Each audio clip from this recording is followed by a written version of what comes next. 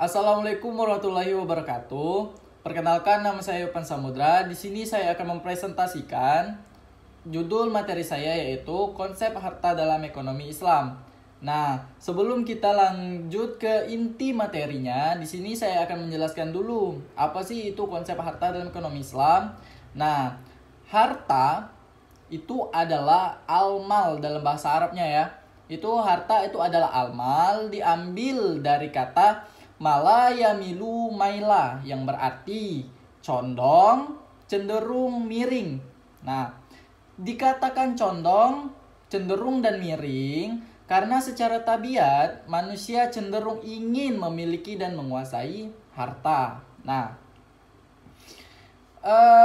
harta atau al-mal ya, menurut bahasa atau menurut Kamus Al-Muhit adalah ma malaktahu min kulli syai. Nah, yang artinya segala sesuatu yang engkau punyai, baik itu berupa pakaian, baju, kendaraan, rumah, harta, dan lain-lain. Ya, menurut istilah syar'i, harta diartikan sebagai segala sesuatu yang dimanfaatkan, sesuatu yang legal menurut syara atau hukum Islam, seperti jual beli, pinjaman, konsumsi, hibah, wakaf, atau pemberian. Nah, jadi harta adalah segala sesuatu yang dapat diambil, disimpan, atau dikuasai dan dapat dimanfaatkan berdasarkan pengertian tersebut. Nah, harta meliputi segala sesuatu digunakan manusia dalam kehidupan sehari-hari, seperti uang, tanah, kendaraan, perhiasan, perabotan rumah, kebun, pakaian, dan lain-lain. Nah, jadi pemilik mutlak segala sesuatu di bumi adalah milik Allah Subhanahu wa taala. Nah, manusia itu hanya sebagai titipan atau pemegang amanah. Nah, lanjut kita langsung ke materi ya. Harta menurut ahli fikih. Nah, di sini ulama Hanafiyah menyatakan bahwasan harta adalah segala sesuatu yang dapat diambil, disimpan, dan dimanfaatkan. Nah, harta itu dibagi menjadi dua unsur. Yang pertama itu harta yang dikuasai dan dipelihara. Yang kedua sedangkan dapat dimanfaatkan menurut kebiasaan. Dan ada juga ahli fikih yang mengatakan itu dari jumhur fuqaha, yang artinya harta adalah segala sesuatu yang bernilai dan jika rusak maka orang yang merusaknya mesti mengganti. Nah, harta bukan sekedar materi tetapi termasuk manfaat dari suatu benda karena yang terpenting adalah manfaat bukan zatnya. Oke. Nah, selanjutnya itu barang yang digunakan untuk memenuhi kebutuhan hidup manusia. Ciri-cirinya sebagai berikut. Yang pertama itu berwujud, yang kedua memiliki nilai dan manfaat yang dapat dirasakan saat digunakan, dan yang ketiga itu bila digunakan nilai dan manfaat serta bendanya sendiri dapat berkurang atau bahkan habis. Nah, selanjutnya itu ada bentuk dan jenis harta dalam Islam. Nah, barang dibagi sebagai berikut. Ada barang bebas dan barang ekonomi. Yang pertama barang bebas. Barang bebas itu apa? Barang bebas adalah barang yang tersedia dengan berlimpah dan setiap orang dapat memperoleh dengan bebas dan cara yang mudah. Contohnya udara dan air. Itu juga termasuk dengan harta di kehidupan kita sehari-hari. Dan yang kedua itu adalah barang ekonomi. Nah, barang ekonomi adalah barang yang penyediaannya relatif jarang atau langka. Untuk memperolehnya, orang-orang berjuang untuk mendapatkannya. Nah, ada beberapa harta ya yang terbagi. Yang pertama itu ada harta mutaqawim dan harta ghair al-mutaqawim. Saya jelaskan yang pertama dulu ya, yaitu harta mutaqawim. Nah, harta mutaqawim ini adalah setiap yang digenggam secara nyata dan dibolehkan oleh syara untuk memanfaatkan seperti akor, bangunan, atau benda tidak bergerak. Contoh, ikan dalam air, burung di udara, barang tambang di bumi. Nah, sedangkan harta ghair al-mutaqawim adalah setiap sesuatu belum digenggam secara nyata atau sesuatu yang tidak dibolehkan secara syar'ah untuk memanfaatkannya kecuali dalam kondisi terpaksa. Contoh, hamar dan babi. Nah, hamar dan babi ini untuk orang muslim secara syar'ah tidak diperbolehkan untuk mengkonsumsinya atau memanfaatnya kecuali dalam kondisi darurat. Nah, dalam kondisi darurat berarti kondisinya ini sangatlah tidak memungkinkan kita untuk memanfaatkannya tersebut ya. Contohnya misalkan seperti sedang kelaparan yang sudah sangat membahayakan atau rasa haus yang mengkhawatirkan menyebabkan kematian. Nah, kita boleh memanfaatkannya hamar atau babi jika ada tapinya di sini.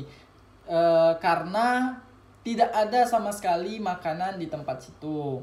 Dan kedua, ketika kita sudah diperbolehkan untuk memakan hamar atau babi, kita juga harus tahu diri. Di dalam artian tahu diri itu, makanya tidak boleh terlalu banyak atau kekenyangan. Itu yang disebut mal ghair al-mutaqawim. Selanjutnya itu ada mal mankul dan mal ghair al-mankul atau al-aqor ya. Nah, sini harta mankul ialah segala sesuatu yang dapat dipindahkan dan diubah dari tempat satu ke tempat yang lain. Contohnya mencakup uang, barang dagangan, macam hewan, kendaraan.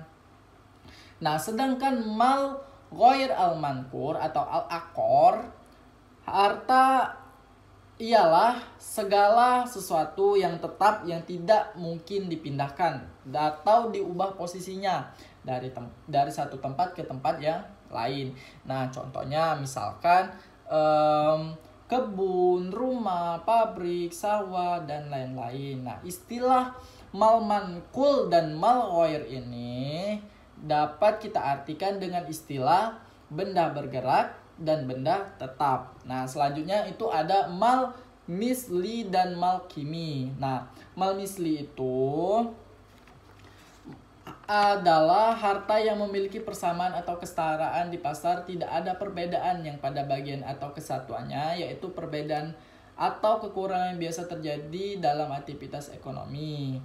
Nah, mal misli dan mal kimi ini sedangkan mal kimi adalah harta yang tidak mempunyai persamaan di pasar, tetapi ada perbedaan menurut kebiasaan antara kesatuan pada nilai seperti binatang dan pohon. Nah, pengertian kedua jenis tersebut ialah misli berarti jenisnya mudah ditemukan atau diperoleh di pasaran ya secara persis.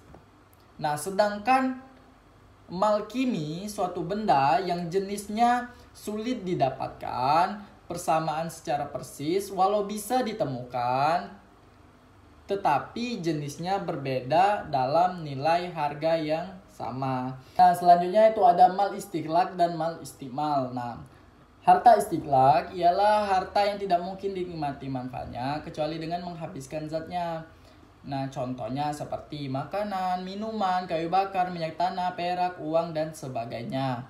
Nah, harta dapat dikategorikan ialah harta yang sekali pakai dan artinya manfaat dari benda tersebut hanya bisa digunakan sekali. Nah, mal istiqlaq ini terbagi menjadi dua lagi, yaitu mal istiqlaq hakiki dan mal istiqlaq hukuki. Nah, mal istiqlaq hakiki ialah suatu benda yang menjadi harta yang secara jelas zatnya habis, contoh makanan, minuman, kayu bakar, dan sebagainya. Sedangkan mal istiqlaq hukuki ialah hanya harta sudah habis nilai bila digunakan, tetapi zatnya masih ada, misalnya uang utuh tetapi pindah kepemilikan. Nah, selanjutnya itu ada mal istimal ya, yang berarti harta yang dapat digunakan berulang kali. Nah, mal istimal ini artinya wujud benda tersebut tidak habis atau musnah dalam sekali pemakaian, tetapi dia ini bisa berulang-ulang kali. Contohnya seperti kebun, tempat tidur, baju, sepatu, dan lain sebagainya.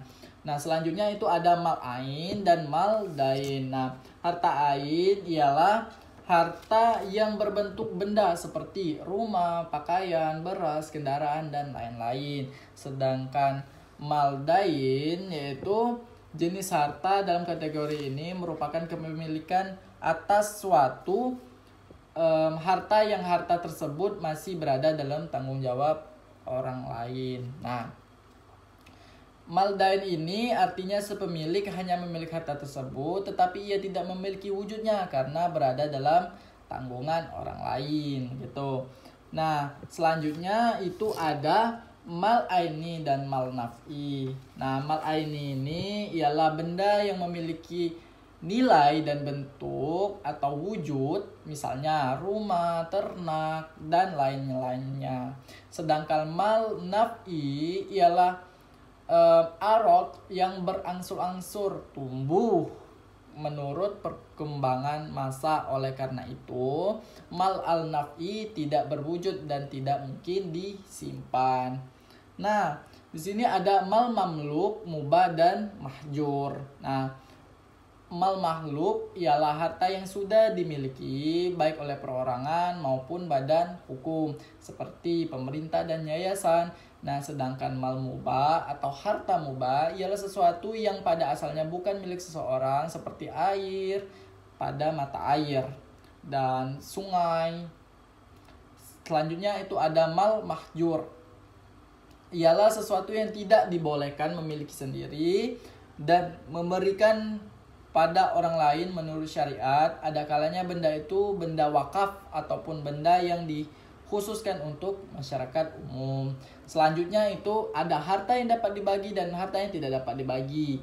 Nah, harta yang dapat dibagi itu adalah mal qabil li al-kisma, ialah harta yang tidak menimbulkan sesuatu kerugian atau kerusakan bila harta itu dibagi. Contohnya seperti beras, jagung, tepung, dan sebagainya. Sedangkan mal ghair al-qabil lil al-kisma, harta yang tidak dapat dibagi, ialah harta yang menimbulkan suatu kerugian atau kerusakan apabila harta tersebut dibagi. Contohnya seperti gelas, kemeja, mesin, dan sebagainya. Nah, selanjutnya ada harta pokok dan harta hasil.